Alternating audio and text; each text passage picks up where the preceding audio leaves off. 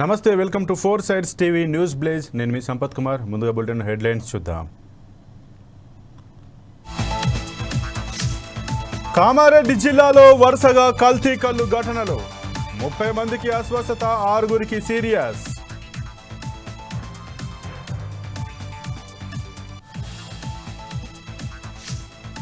అతి త్వరలో ఫార్మా ఉత్పత్తులపై సుంకాలు విధించనున్న అమెరికా.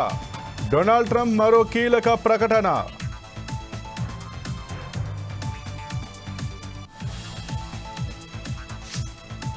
ప్రధాని మోడీ అధ్యక్షతన కేంద్ర కేబినెట్ భేటీ. మౌలిక వస్తువులు, అమెరికా సుంకాలపై కీలక చర్చ.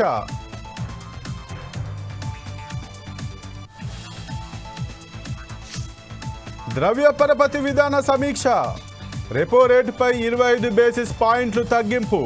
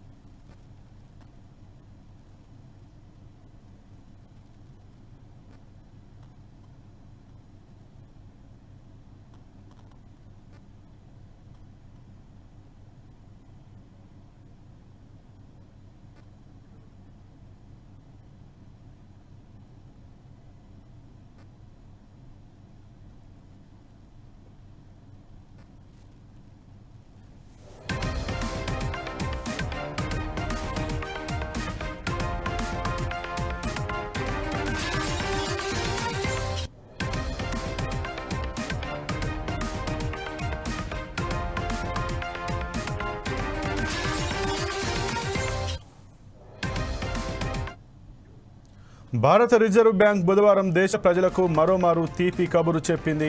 ఇప్పటికే గత త్రైమాసిక సమీక్షలో భాగంగా 3 నెలల క్రితం వడ్డీ రేట్లను తగ్గించిన రిజర్వ్ బ్యాంక్ తాజాగా బుధవారం నాటి త్రైమాసిక సమీక్షలోనూ వడ్డీ రేట్లను మరింతగా తగ్గిస్తూ కీలక నిర్ణయం తీసుకుంది.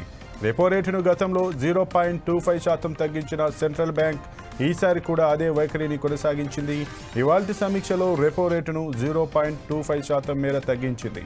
ఫలితంగా రెపో రేటు తాజా తగ్గింపు తర్వాత 6% పరిమితమైంది.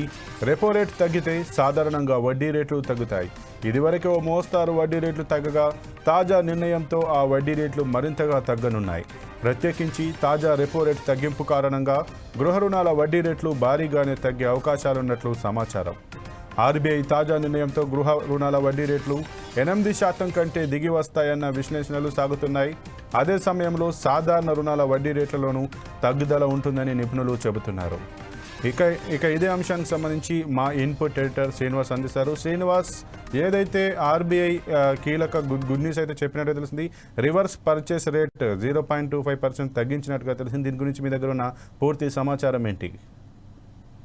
రైట్ సంపత్, ఏదైతే ఈ రోజు ఆర్బీఐ మరోసారి సమీక్ష సమావేశం జరిగింది. త్రైమాసిక సమావేశం అంటే ప్రతి 3 నెలలకు ఒకసారి ఆర్బీఐ సమావేశం అవుతుంది. ఈ సమీక్షలో ఈ రెపో రేటుకు సంబంధించి నిర్ణయాలు తీసుకుంటారు. తాజాగా ఒక గుడ్ న్యూస్ ఏంటంటే ఈ మరోసారి 0.25% రెపో రేట్ను తగ్గిస్తూ ఆర్బీఐ ఈ రోజు నిర్ణయం తీసుకోవడం జరిగింది. గత త్రైమాసిక సమీక్షలో కూడా 0.25ని తగ్గిస్తూ ఒక నిర్ణయం తీసుకోవడం జరిగింది. అంటే ఈ 6 నెలల కాలంలో 0.50% రెపో రేట్ను తగ్గిస్తూ ఆర్బీఐ ఏదైతే నిర్ణయం తీసుకుందో ఈ నిర్ణయం వల్ల కస్టమర్లకు ఒక మంచి బెనిఫిట్ అనే చెప్పొచ్చు. ఎందుకంటే ముఖ్యంగా ఈ రెపో రేటు తగ్గడం వల్ల వడ్డీ తగ్గుతుంది. తద్వారా ఏదైతే రుణాలు తీసుకున్న వారికి ఒక ఉపశమనం కలుగుతుందని మనం చెప్పవచ్చు. ఎందుకంటే ఇప్పుడున్న పరిస్థితుల్లో రెపో రేటు తగ్గించడం అనేది ఒక శుభ సూచకంగానే మనం చెప్పుకోవాల్సిన అవసరం ఉంటుంది. దీనివల్ల భారీగా మనకి గృహ రుణాలకు సంబంధించి భారీగా తగ్గే అవకాశాలు చాలా ఎక్కువగా ఉంది. ఎందుకంటే మనకి ఆర్బీఐ నిర్ణయంతో గృహ నిర్మాణాల మీద రుణాలకు సంబంధించి చూసుకుంటే కనుక 6% కంటే దిగిపోతుంది. ఇంతవరకు ఇప్పుడు కూడా 7% ఉన్న రుణాలు కాస్త 6%కి పడిపోతాయి. తద్వారా వినియోగదారులు ఎవరైతే గృహ రుణాల కోసం తీసుకున్న ఏదైతే ఉంటుందో దీని మీద వడ్డీ తగ్గడం అనేది వారికైతే ఒక వెసులుబాటుగానే మనం భావించాల్సి ఉంటుంది. అంటే వరుసగా రెండోసారి అంటే అంతకుముందు త్రైమాసిక మాసంలో ఒకసారి తగ్గించింది 0.25, ఇప్పుడు మరోసారి 0.25 తగ్గించడం అంటే మనకి 0.50% వాళ్ళకి రెపో రేటు తగ్గించారు. తద్వారా మనకి చాలా రకాలుగా కూడా ఈ బెనిఫిట్స్ అయితే ఉండబోతున్నాయి. మొత్తం Rajiv Malhotra Reserve Bank governor గా బాధ్యతలు చేపట్టిన తర్వాత ఈ తీసుకున్న నిర్ణయాలు ఏవైతున్నాయో అది వినియోగదారులకైతే మంచి లాభాన్ని చేకూరుస్తున్నాయని చెప్పొచ్చు సంపత్. అయితే శ్రీనివాస్, ముఖ్యంగా ఈ గత త్రైమాసిక మాసంలో 0.25%, అలాగే ఈ త్రైమాసిక సమీక్షలో కూడా 0.25% ఏదైతే రీపర్చేస్ రేటుని తగ్గించిందో కేవలం ఇది వినియోగదారులను ఎక్కువ మొత్తంలో బ్యాంకుల నుంచి రుణాలు తీసుకోవడానికి ఆకర్షించే పద్ధతిలోనే ఈ యొక్క ఎత్తుగడలో కూడా మనం భాగంగా భావించవచ్చా? అంటే రెపో రేటు తగ్గించడం వల్ల ఏమవుతుందంటే ఎవరైతే రుణాలకి సంబంధించి వడ్డీలు కడుతూ వస్తున్నారో వాళ్ళకి కొంత వెసులుబాటు కలుగుతుంది. ఒకటి, మనకి బ్యాంకు నుంచి రుణాలు తీసుకోవడం అనేది చాలా మంది చేస్తున్న పనే. బ్యాంకులు అంత ఈజీగా కూడా రుణాలు ఇవ్వవు. కానీ రుణాలు తీసుకున్న వారు చాలా మంది ఇబ్బంది పడుతున్న సమయంలో ఈ రెపో రేట్ తగ్గించుకుంటూ పోవడం వల్ల వాళ్ళకి రుణ భారం తగ్గుతుంది. తద్వారా వాళ్ళు మరింత ఉపశమనం పొందే అవకాశం ఉంది. ఏదైతే బ్యాంకులకు కట్టాల్సిన వడ్డీలు ఏవైతే సకాలంలో చెల్లిస్తారు, లోన్లు పెండింగ్ ఉండకుండా పోతాయి అనేది మాత్రం ఇక్కడ మనం చెప్పొచ్చు. ఏదైతే మల్హోత్రా గవర్నర్ గా మనకి బాధ్యతలు చేపట్టిన తర్వాత తీసుకున్న నిర్ణయం అవుతుందో ఇది నిజంగానే వినియోగదారులకి ఒక సంతోషదాయకమైన పరిణామాన్ని మనం చెప్పొచ్చు Sampath. Okay, thank you Srinivas.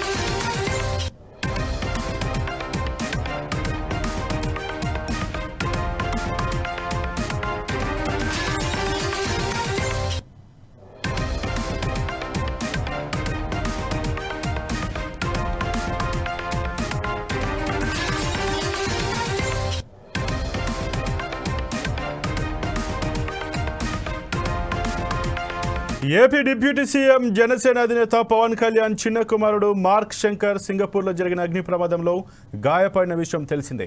బాలుని వెంటనే ఆసుపత్రికి తరలించి వైద్య చికిత్సలు అందిస్తున్నారు.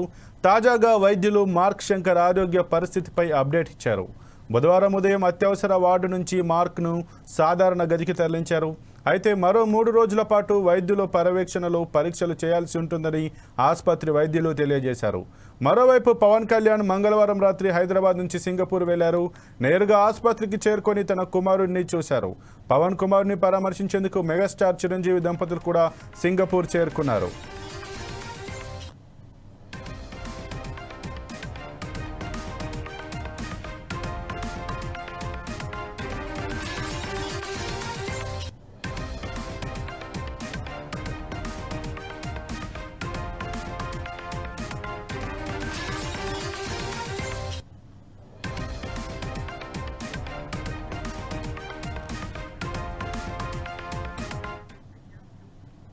ఏపీ డిప్యూటీ సీఎం జనసేన అధినేత పవన్ కళ్యాణ్ చిన్న కుమారుడు మార్క్ శంకర్ సింగపూర్లో జరిగిన అగ్ని ప్రమాదంలో గాయపడిన విషయం తెలిసిందే. బాలుని వెంటనే ఆసుపత్రికి తరలించి వైద్య చికిత్సలు అందిస్తున్నారు. తాజాగా వైద్యులు మార్క్ శంకర్ ఆరోగ్య పరిస్థితిపై అప్డేట్ ఇచ్చారు. బుధవారం ఉదయం అత్యవసర వార్డు నుంచి మార్క్ను సాధారణ గదికి తరలించారు. అయితే మరో 3 రోజుల పాటు వైద్యుల పర్యవేక్షణలో పరీక్షలు చేయాల్సి ఉంటుందని ఆసుపత్రి వైద్యులు తెలియజేశారు. మరోవైపు పవన్ కళ్యాణ్ మంగళవారం రాత్రి హైదరాబాద్ నుంచి సింగపూర్ వెళ్లారు. నేరుగా ఆసుపత్రికి చేరుకొని తన కుమారుడిని చూశారు. పవన్ కుమారుడిని పరామర్శించేందుకు మెగాస్టార్ చిరంజీవి దంపతులు కూడా సింగపూర్ చేరుకున్నారు.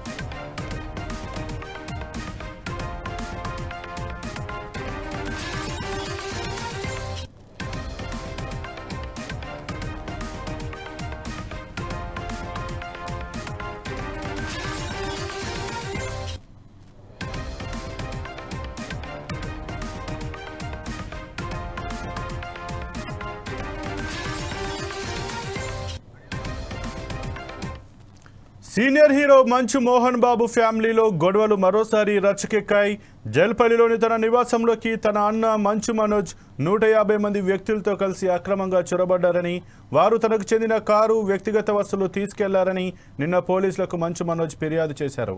అయితే ఈ దాడి అనంతరం చోరీకి గురైన తన కారు మంచు విష్ణు ఆఫీసులో కనిపిస్తోందని మనోజ్ పోలీసులకు తెలిపారు. దీనిపై నార్సింగ్ పోలీసులు కేసు నమోదు చేసి దొంగిలించబడిన కారును స్వాధీనం చేసుకున్నారు. కారు దొంగిలించిన వ్యక్తులను గుర్తించేందుకు దర్యాప్తు కొనసాగిస్తున్నారు.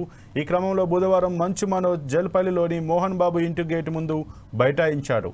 దీంతో పోలీసులు అక్కడ భారీ బందోబస్తు ఏర్పాటు చేశారు.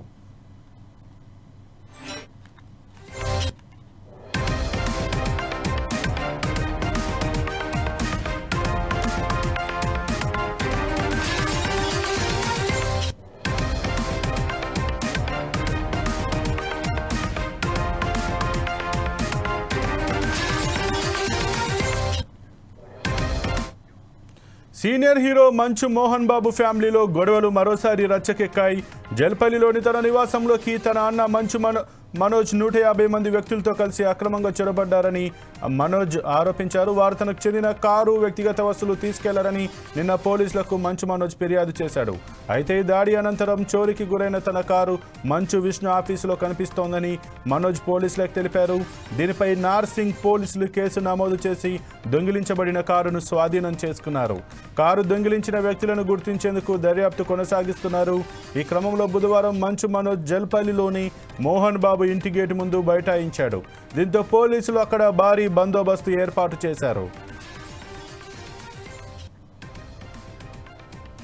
ఇక ఇదే అంశానికి సంబంధించి మరింత సమాచారం మా ప్రతినిధి చందు ఫోన్ లైన్లో అందుబాటులో ఉన్నారు.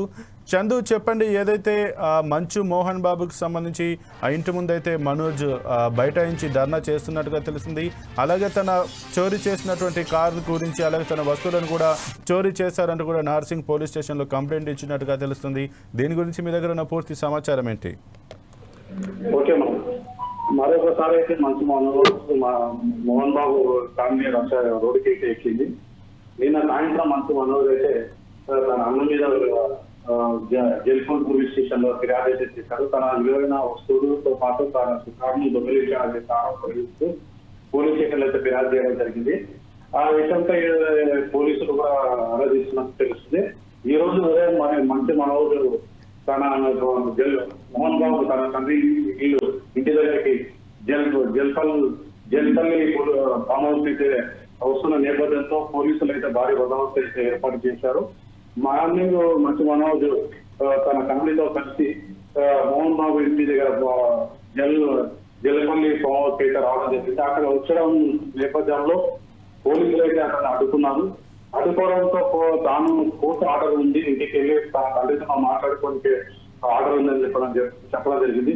ఎలాంటి అనుమతులు లేవని పోలీసులు అయితే మంచు మనోజ్ చెప్పడం జరిగింది. మంచు మనోజ్ ఈ విషయంతో మన అక్కడనే గేటు ముందు కూర్చొని దాని నిరసన తెలియజేశాడు. తాను నిరసన తెలియజేస్తూ తన తండ్రితో కలవడానికి కూడా అనుమతి లేదని చెప్పి పోలీసులు ఇంత దౌర్జన్యానికి దిగుతున్నారని భావోద్వేగలోనే నాకు తెలుస్తుంది. తాను ఎప్పుడైనా తాను ఉంటే తన అన్నకు విష్ణుకు జెల్సీగా ఉంది అని చెప్పి చెప్పడం జరిగింది. అదేవిధంగా మీడియా ముందు మాట్లాడుతూ అక్కడనే గేటు ముందు కూర్చొని తాను ఎప్పుడు తన ఆస్తి కొరకు గొడవలు పడడం లేదు అని చెప్పి తన తల్లి మీద ఒట్టేసి చెప్పడం జరిగింది. తాను ఆ ఇంట్లో 2 పెట్టుడు జంతు కుక్కలు ఉన్నాయి, అవి కూడా నాకు కావాలని అడగడానికి మాత్రం వచ్చాను, నేను ఆస్తి కొరకు ఎప్పుడు అయితే అడగడం లేదు, తన తల్లి మీద ఒట్టేసి అని చెప్పి చెప్పడం జరిగింది. తన తండ్రి కోరిక మేరకు తన అన్న సినిమాలో కూడా ఆడవేశం చేశానని సందర్భంగా గుర్తు చేశాడు. తను వాడుకొని వదిలేసడం ఉద్దేశం చెప్పి మంచి విష్ణుపై ఆరోపణ అయితే చేశాడు. ఎట్టి పరిస్థితుల్లో నేను మా తండ్రి నేను మాత్రం ఉద్దేశించలేదు, నేను ఇక్కడనే ఉండి నేను న్యాయ పోరాటం చేస్తాను, నాకు సంబంధించిన వస్తువులు కానీ నా కారు కానీ నాకు పెంపుడు జంతువులు కానీ తీసుకొనే వెళ్తాను, లేని పక్షం ఇక్కడ నుంచి కదలేదని చెప్పడం అయితే జరిగింది. సంతోష్ అయితే చందు, దీనిపైన మోహన్ బాబు కానీ మోహన్ బాబు ఫ్యామిలీ కానీ ఏమైనా స్పందించారా? మోహన్ బాబు మాత్రం మా పోలీసులకు ఇతని దగ్గర అయితే మాట్లాడినట్టు లేదు. పోలీసులకైతే చెప్పారు, ఎవరిని ఎట్టి పరిస్థితుల్లో లోపలికి అనుమతించేది లేదు, నా దగ్గర పూర్తి ఆడుతున్నాయి, బయట వ్యక్తులను రానిచ్చేదే లేదని చెప్పి చెప్పడం జరిగింది. దీనిపైన బయట వ్యక్తులు ఎవరు, నేను కొంత కొడుకునే కదని చెప్పి మనోజ్ అయితే చెప్పడం జరుగుతుంది. వీరిద్దరి మధ్యలో మాత్రం పోలీసులు మాత్రం అక్కడ అనుమతిస్తే కానీ నేను లోపలికి అనుమతిస్తాను, మీ తండ్రి అనుమతిస్తే మాత్రం అనుమతిస్తాను, కానీ మీ తండ్రి అనుమతి లేదు, ఇక్కడ మీకు లోపలికి వెళ్ళడానికి అయితే లేదని చెప్పి చెప్పడంతో అక్కడే గేటు ముందు కూర్చొని నిరసన తెలియజేస్తున్నాం అనుకోవడం. Okay, thank you Chandu.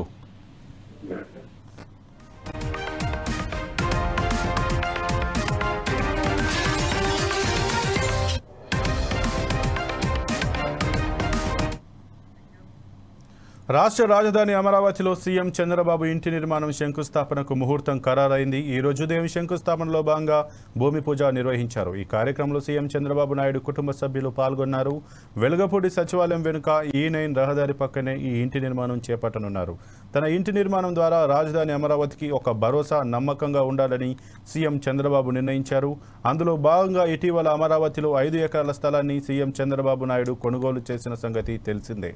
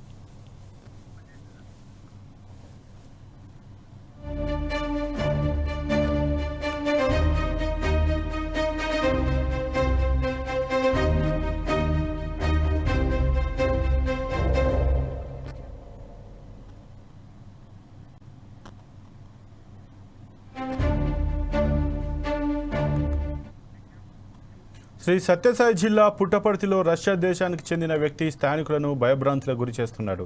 Sathya Sai బాబా మహాసమాధి దర్శనార్థం ఇక్కడికి విచ్చేశాడు. ఈ క్రమంలో పుట్టపర్తి ప్రధాన రహదారిపై నిలిచిన వాహనాలు ఆపుతూ పాదచారులపై దాడికి దిగుతూ వికృత చేష్టలకు పాల్పడుతున్నాడు. ట్రాఫిక్ పోలీసుగా మారి రోడ్డుపై వెళ్తున్న వాహనాలను అడ్డుకుంటున్నాడు. పట్టణంలో వివిధ ప్రాంతాల్లో తిరుగుతూ గట్టిగా అరుస్తూ వింతగా ప్రవర్తిస్తుండటంతో స్థానికులు భయాందోళనకు లోనవుతున్నారు. వింత చేష్టలతో విసిగిపోయిన జనం అతను వస్తున్నాడని తెలిస్తే పరుగులు తీస్తున్నారు. వృద్ధులు, చిన్నపిల్లలు దారి వెంబడి నడవాలంటే హడలిపోతున్నారు. ఇంటికి ఏమాత్రం తలుపు తెరిచి ఉంచినా ఎక్కడ ఆ విదేశీయుడు వచ్చి మీద పడిపోతాడో అని మహిళలు గగ్గోలు పెడుతున్నారు. వీసా గడువు ముగిసినప్పటికీ ఇక్కడే ఉంటూ ఇలా వికృత చేష్టలకు పాల్పడుతున్నాడని పోలీసులు స్పందించి చర్యలు తీసుకోవాలని స్థానికులు కోరుతున్నారు.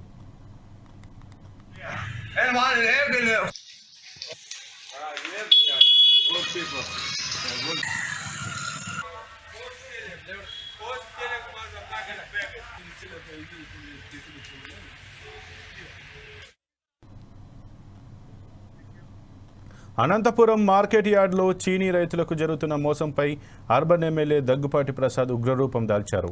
ఇవాళ ఉదయం ఆయన మార్కెట్ యార్డ్లో ఆకస్మిక తనిఖీలు చేశారు. మార్కెట్ యార్డ్లో జరుగుతున్న పరిణామాలపై గత నెల రోజులుగా ఎమ్మెల్యే దగ్గుపాటి తన సిబ్బందితో నిఘా ఉంచారు. ఇవాళ ఆయన సడన్గా మార్కెట్ యార్డ్ని విజిట్ చేసి అక్కడ మోసాలని బట్టబయలు చేశారు. విషయం తెలుసుకున్న సిపిఐ రైతు సంఘం నాయకులు కూడా అక్కడికి చేరుకున్నారు. అక్కడున్న మార్కెట్ యార్డ్ సెక్రటరీపై ఎమ్మెల్యే దగ్గుపాటి నిప్పులు చెరిగారు. 5 మంది వ్యాపారులు రింగుగా ఏర్పడి రైతుల నుంచి తక్కువ ధరకి పంటను కొనుగోలు చేయడంపై ఆగ్రహం వ్యక్తం చేశారు. రైతుల నుంచి నిబంధనల ప్రకారం 4% కమిషన్ వసూలు చేయాల్సి ఉండగా 10% వరకు వసూలు చేస్తున్నారని రైతులు చెప్పారు. దీంతో ఆయన మార్కెట్ యార్డ్ సెక్రటరీని నిలదీశారు. 1 మంత్ నుంచి నేను అబ్జర్వ్ చేస్తా ఉన్నాను. ప్రతిరోజు 10% కలెక్ట్ చేస్తాను. ఇక్కడ యాక్చువల్గా గవర్నమెంట్ రూల్ ప్రకారం 4%. మా ఆఫీసర్స్ కొంతమంది ఇట్లా లాలూచి పడి ఎంతమంది ఉన్నారంటే 42 మంది ఉన్నారు. ఆక్షన్ పాడింది 1 మంత్ నుంచి 5 మెంబర్స్. ఇదే 5 మంది రోజు పాడుకుంటున్నారు. వీళ్ళే ఇంకా ఏమంటే ఆన్లైన్ మీటింగ్, ఆన్లైన్లో ఎవరిని ఏనీరు. ఈ 5 మందికి గత 5 ఏళ్ళ నుంచి వీళ్ళే 5 మంది లైసెన్స్ కానీ వీళ్ళే 5 మందే. రైతులు కానీ ఎవరికే కానీ రేట్ తెలియదు అంతే. మనం ఇచ్చిన డబ్బులు తీసుకొని పోవాలి అంతే కదా. మీరు ఇచ్చిన డబ్బులు తీసుకొని పోవాలి. 4-5 మందిని పెట్టేసుకొని 5 మంది మాత్రమే ఆక్షన్ అన్నమాట. వేరే వాళ్ళు ఏ రేట్ డిసైడ్ అయితే అదే డిసైడ్ చేశారు. ఇప్పుడు కొత్త లైసెన్స్ ఇస్తాను అంటే ఇంతకుముందు ఏంటంటే ఎవరైనా అప్లై చేస్తే వాళ్ళని ఈయన ఒక్కనే సెక్రటరీని మేనేజ్ చేసి ఈయన కొని చేసాము. మళ్ళీ ఇప్పుడు కనీసం 10-15 మంది కొత్త లైసెన్స్ ఇచ్చి కొత్త వాళ్ళని తీసుకొస్తే ఓపెన్ ఆక్షన్, మీరు అన్నట్లు ఓపెన్ ఆక్షన్ ఇక్కడే వీళ్ళే కాకుండా బయట మార్కెట్ నుంచి వచ్చేవాళ్ళు కానీ అంటే బయట మార్కెట్లు కానీ వాళ్ళని కానీ తీసుకొస్తాం. ఒకసారి ఆ బయట మార్కెట్ వాళ్ళని కానీ తీసుకొచ్చేసి ఓపెన్ ఆక్షన్ ఇక్కడే పెట్టేసి మీరు అన్నట్లు మాకు కానీ రేటు తెలియాలా, రైతు అక్కడే ఓపెన్ ఆక్షన్ తీసుకొచ్చి చేస్తారు. వీళ్ళు ఏమైపోయిందంటే ఆన్లైన్లో 5 మందో 6 మందినో పెట్టేసి వాళ్ళే ఇంకా రేట్ డిసైడ్ చేసేది. బయట మార్కెట్లో దాదాపు 50,000 నడుస్తుంది ఇది. కానీ మన మార్కెట్ వచ్చేదంటే 25-26, 25 అంటే 20 నుంచి 25 మధ్యలో. 1 మంత్ నుంచి నేను అబ్జర్వ్ చేస్తా ఉన్నాను. ప్రతిరోజు 10% కలెక్ట్ చేస్తాను. ఇక్కడ యాక్చువల్గా గవర్నమెంట్ రూల్ ప్రకారం 4%. మా ఆఫీసర్స్ కొంతమంది ఇట్లా లాలూచి పడి ఎంతమంది ఉన్నారంటే 42 మంది ఉన్నారు. ఆక్షన్ పాడి ఆదిలాబాద్ జిల్లాలో గడిచిన ఏడాది కాలంలో దాదాపు 90% పన్నుల వసూళ్ల ద్వారా ప్రభుత్వానికి ఆదాయం సమకూరిందని ఉమ్మడి ఆదిలాబాద్ జిల్లా రవాణా శాఖ అధికారి రవీందర్ అన్నారు. ఆదిలాబాద్ జిల్లా కేంద్రంలోని ఆర్టీఏ కార్యాలయంలో ఏర్పాటు చేసిన మీడియా సమావేశంలో ఆయన మాట్లాడారు. ట్రాఫిక్ నిబంధనలు ఉల్లంఘించిన వారిని ఉపేక్షించేది లేదని, అధిక లోడుతో వెళ్లే వాహనాలపై చర్యలు తప్పవని, ప్రైవేట్ ట్రావెల్స్ బస్సుల్లో గూడ్స్ తరలింపుపై ఉక్కుపాదం మోపుతామని ఈ సందర్భంగా ఆయన పేర్కొన్నారు.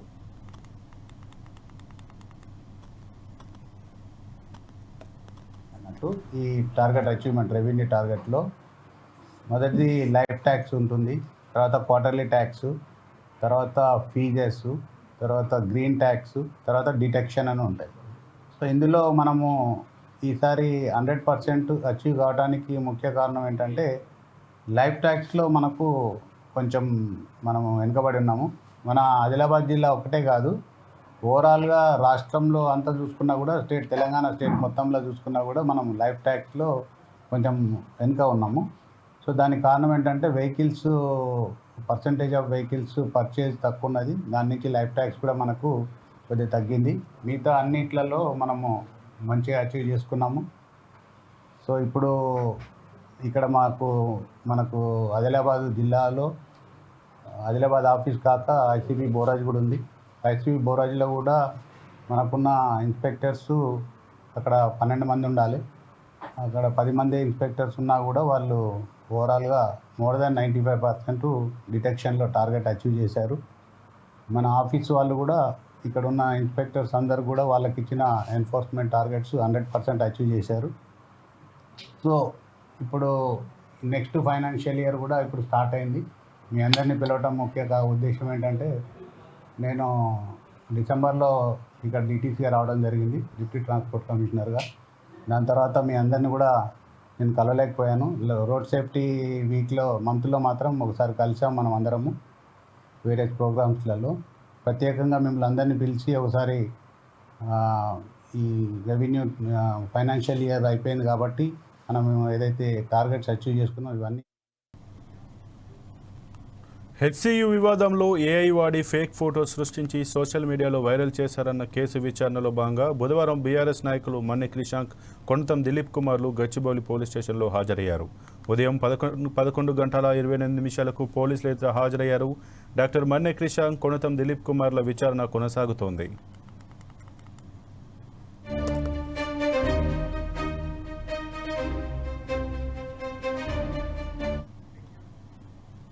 ఇక ఈ వరకు బులెటిన్లోని అప్డేట్స్, మరిన్ని అప్డేట్స్ కోసం చూస్తూనే ఉండండి 4 Sides TV.